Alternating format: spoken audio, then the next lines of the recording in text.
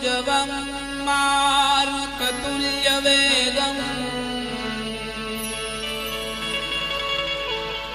जितेन्द्रियं बुद्धिमतां वरिष्ठम्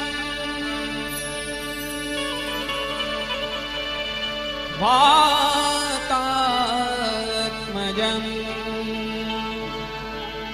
वानरयूथमुख्यम्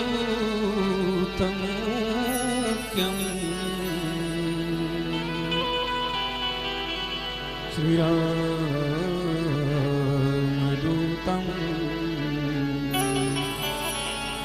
शरणं प्रपद्ये।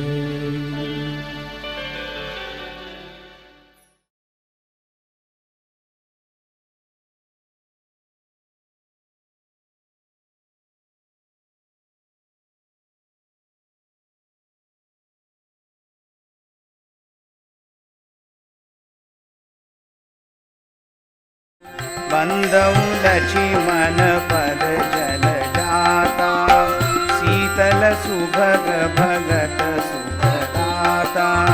रघुपति तीरति विमल पताका, दंड समान भयउ जस जाका।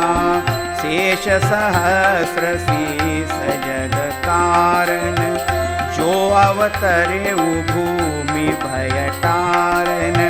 सदा सो सानुकूल रहमो पर, कृपा सिंधु सौमित्री गुणाकर। बंदौ लक्ष्मण पद जल जाता, शीतल सुभग भगत सुख दाता।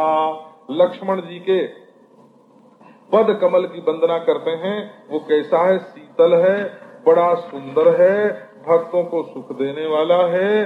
अब बताते हैं कि रघुपति की जो कीर्ति है वो तो विमल पताका है, और लक्ष्मण जी का जो जस है वो दंड के समान है। डंडा, जैसे झंडा कोई टांगना होता है तो डंडे पर टांगते हैं। अगर डंडा न हो तो झंडे की क्या गति होगी? तो वो तो नीचे ही रह जाएगा ना। तो रामचंद्र के जस को ऊंचा उठाने का काम लक्ष्मण जी करते हैं। अब समझो परशुराम आए लड़ने के लिए रामचंद्र से। अब रामचंद्र और परशुराम जी का वाद विवाद हो जाता तो ऋषि और रामचंद्र के वाद विवाद में रामचंद्र की क्या शोभा बढ़ती, लेकिन बीच में कूद पड़े लक्ष्मण। तो इतनी गाली गलौज भला बुरा सुनना था, सो सब लक्ष्मण जी ने सुन लिया और जवाब भी मुंह तोड़ दे दिया। और महाराज अब परशुराम जी वर्णन करें, ये तुम्हारा भाई छोटा जो है ये बड़ा खोटा है और तुम बहुत अच्छे हो। परशुराम जी कहे तुम्हारा भाई खोटा और तुम बड़े अच्छे। तो रामचंद्र जी को अच्छा कहलाने के लिए अपने को खोटा बना लिया हो, और अपने को खोटा बनाया, और रामचंद्र बिल्कुल महात्मा परमात्मा बन के बैठे, बड़े शांत हैं भाई। हाँ, अब परशुराम से दो बात अगर उनकी हुई होती शुरू में तो क्या होता है? उन्हीं को तो सब खरी खोटी सुननी पड़ती ना।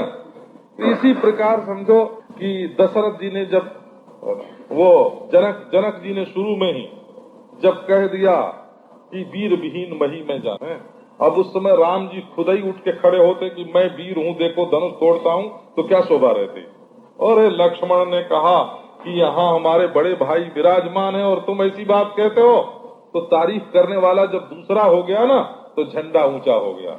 खुद राजा अपने हाथ में झंडा लेकर के चले तो झंडा ऊंचा नहीं होता, झंडा लेके चलने वाला तो कोई दूसरा होना चाहिए ना। देखो दशरथ ने वनवास दे दिया, वो नाराज हुए हैं महाराज दशरथ पर।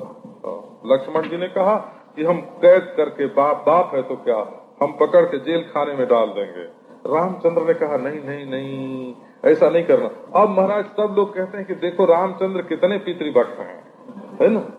नारायण, अब वो कहने का मौका ही ना आता तो भरत जी आ रहे हैं, मारने को तैयार हो गए भरत जी को लक्ष्मण जी, हम तो इनको मार डालेंगे। अब रामचंद्र झट साधु बन गए, है ना। देखो कब मेघनाद को अगर लक्ष्मण जी न मारते तो रावण के युद्ध में रामचंद्र का झंडा ऊंचा होता कि नहीं होता, इसमें संदेह ही था। तो मेघनाद की तो मृत्यु दूसरे के हाथ से होती ही नहीं, केवल लक्ष्मण के ही हाथ से हो सकती थी। तो ये जो है ये दंड समान भयउ जस जाका, रामचंद्र जी का जो झंडा है उसको ऊंचा उठाने वाला ये रामचंद्र का, ये लक्ष्मण जी का यश है। रिपुसूदन पद कमल नमामि, नहीं और नहीं, लक्ष्मण जी का और वर्णन है। शेष सहस्त्र शीस जग कारण, सो अवतरऊ भूमि भय तारन, सदा तो सानुकूल रहु मोह पर, कृपा सिंधु सौमित्र गुना करो। शेख सहस, ये लक्ष्मण जी कौन है? बोले तो सहस्त्र शीर्षा शेष हैं, जगत के कारण, ये पृथ्वी का भय दूर करने के लिए उतरे हैं। तो ये सदा हमारे ऊपर अनुकूल रहे। ये अपने को दोषी बना के भी राम को महात्मा श्रेष्ठ बनाते हैं, ये इनकी महिमा है। तो महाराज जी कभी कभी जो रामचंद्र जी के भक्त हैं, मेरे ऊपर नाराज मत होना, है ना, मेरे ऊपर हमेशा अनुकूल रहना बाबा, क्योंकि आप कृपा सिंधु हो, सुमित्रानंदन हो, गुणों की खान हो। संकट हरण मंगल दूर राम लखन सीता सहित हृदय बसहु